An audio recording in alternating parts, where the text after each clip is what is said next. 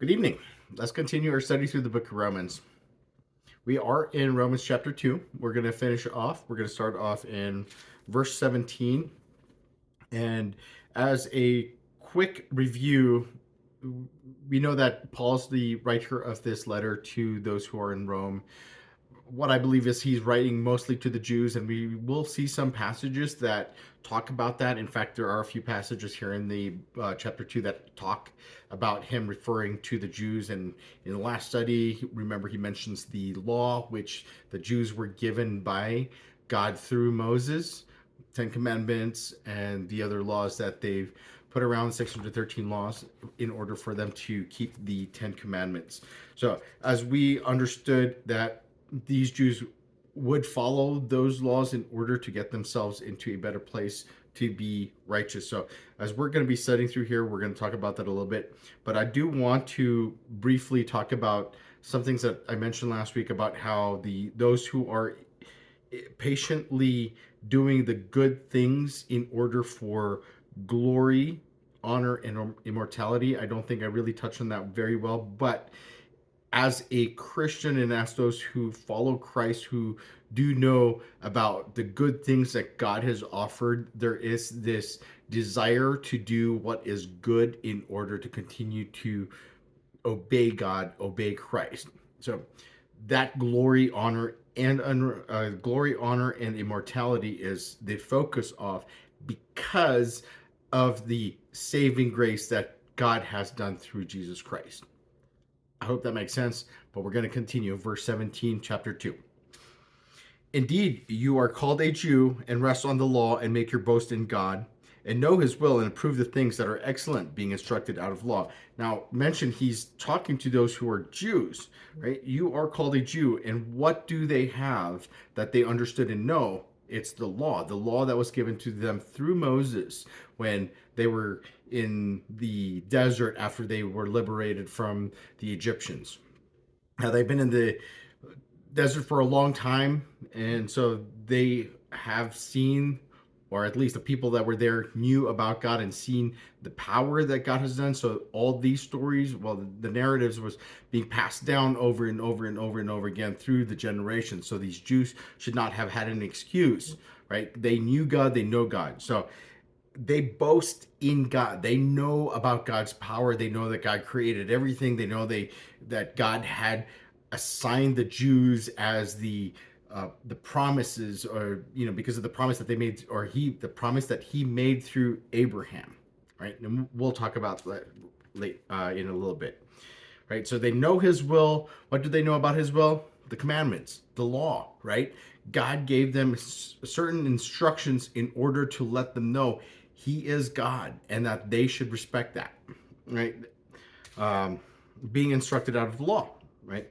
Verse 19, and are confident that you yourself are a guide to the blind, a light to those who are in darkness, an instructor of the foolish, a teacher of babes, having the form of knowledge and truth and the law.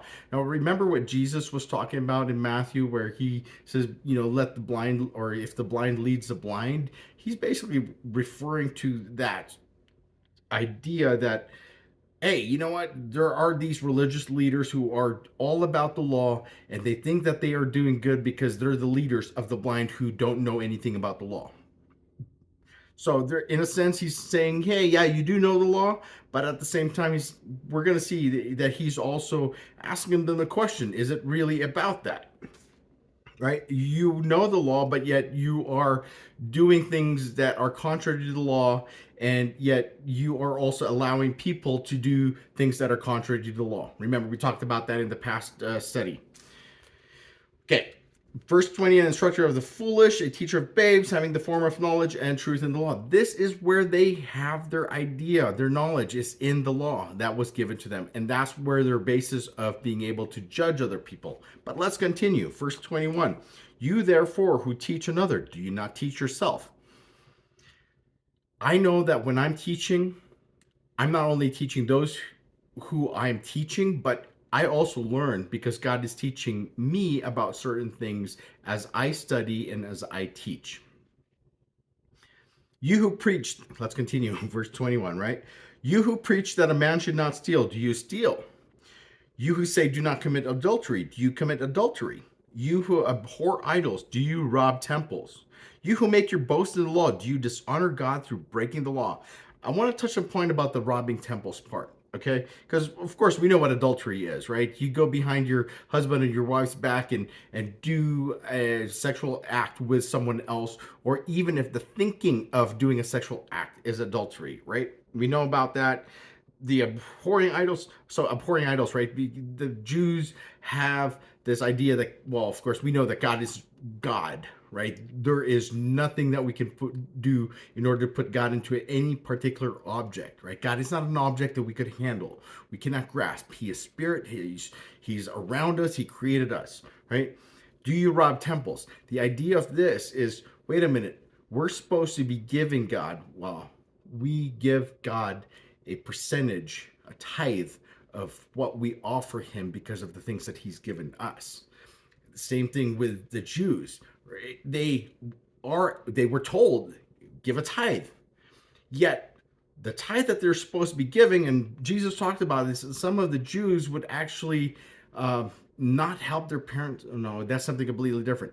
But they're basically not giving their tithes and offerings and holding it back from what it's supposed to be meant for and giving it to something else or using it for themselves and saying it's for God.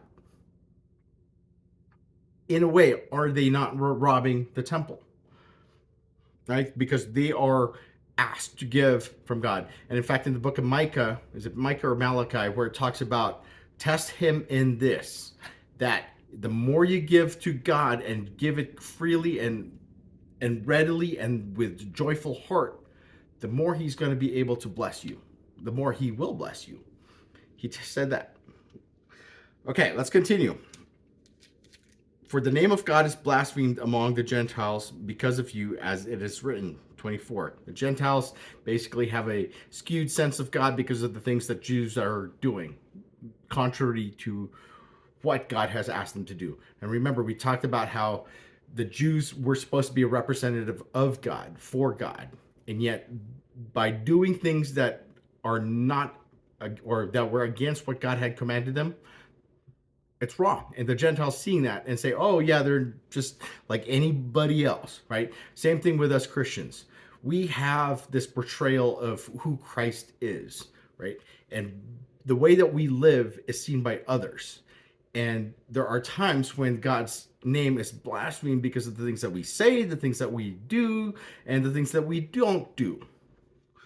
All right, continue. Verse 25. For circumcision is indeed profitable if you keep the law, but if you're a breaker of the law, your circumcision has become uncircumcision. Remember, the circumcision part was a covenant. It was a pact between God and Abraham that says, okay, this is what I'm going to do between you and I.